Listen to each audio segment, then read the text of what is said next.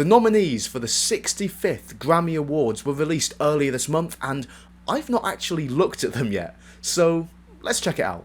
I make videos about music, so if it's something that you're generally interested in, how about you subscribe? And leave a like if you want to see more content like this. Okay, so I'm going to spend the majority of this video looking at the general field section, as they're going to have the biggest albums that we're most likely to know. And also because they're going to be the most popular albums, so I can put the album art in the thumbnail and get a better click-through rate. I love YouTube. Okay, so record of the year. Okay, let's take a look at this. Don't Shut Me Down by ABBA. Wow. Wouldn't it be good if ABBA won a Grammy on their comeback? That would be awesome. I do remember this track. It's got such a 70s and 80s feel to it, but somehow yet still feels new and fresh. So I can understand why this has been nominated, even if it's not the biggest bumping tune in the world.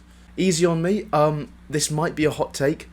I didn't really like the song too much. I don't know, I think it was just something about the vocal melody, the easy on me baby.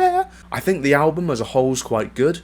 Easy on Me's a cool song, but like, I don't think it's Grammy worthy. The long rundown in the chorus just isn't really doing anything for me. Break My Soul, I'm not the biggest Beyonce follower, I'll listen to the albums if people recommend them to me. But turns out, I went to listen to this song the other day because I heard a lot about it, and I realised I've heard it so many times before, playing in the gym, playing on the radio, playing in bars. Turns out I've heard the song so much, and I listened to it on Spotify and I was like, oh, it's this song? This is Beyonce? I'm not too keen on it, to be honest. I think it's got a place in our society, but I don't think the Grammys is that. You and Me on the Rock, I did go and listen to this as well. I really like it. Not because I think it's the most groundbreaking song on the planet, but because it's exactly the sort of instrumentation that I really enjoy listening to. Woman by Doja Cat, people will be quick to jump on the bandwagon and hate on Doja Cat just because she's a successful pop artist, but actually, Planet Her was quite a good album.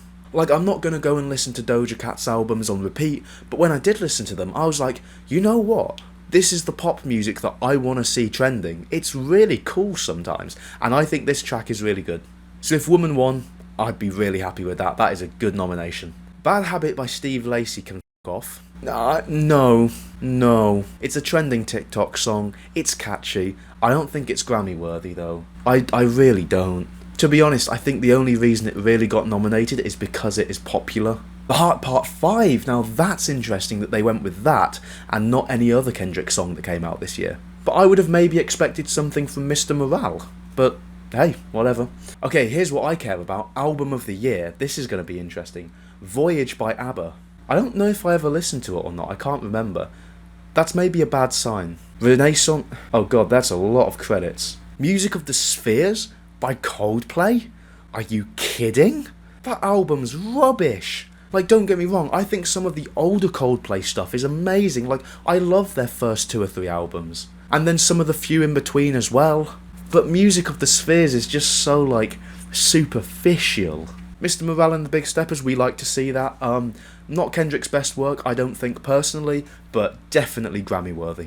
Harry's House is a good metaphorical piece for mental health. And also this new era of Harry Styles, this new image, has become a bit of a pop culture icon. Song of the Year, a Songwriters Award. If ABCDEFU gets it, I might cry, because by that point, music, what's the point? What's the point in doing music? What's the point in trying, you know? I know people made fun of it a lot on TikTok, and I did have a moment of self-reflection of, am I just hating on it because everyone else is? No, I just really dislike it as a song. All Too Well, 10-minute version, that is going to get the Swifties, that's going to get the Swifties excited. Fairs, if it wins, I'm happy with that, as long as it's not Bad Habit. Oh, look what's here. Look at this. What was it? It's Bad Habit. It's Bad Habit again. I'm gonna throw something. God Did. You know what? Of all the songs on that album, God Did is one of the better ones. It just feels wrong to have a DJ Khaled song nominated for a Grammy. Heart Part 5 again. Fair dues. And the final one that I'm going to be looking at is Best New Artist. Omar Apollo. I've heard the name Omar Apollo floating around so much. I listened to Omar's album Ivory. It's not really my thing personally, but you know what? Fair play. It's a good piece of music. Maneskin. I mean, yeah, good artist, but it's 2022. I feel like if they were to win a Best New Artist award, it should have happened in 2020, not 2022. or maybe 2021. It just feels a bit late now, you know. Wet Leg, however, with the release of the album Wet Leg, I think that's valid.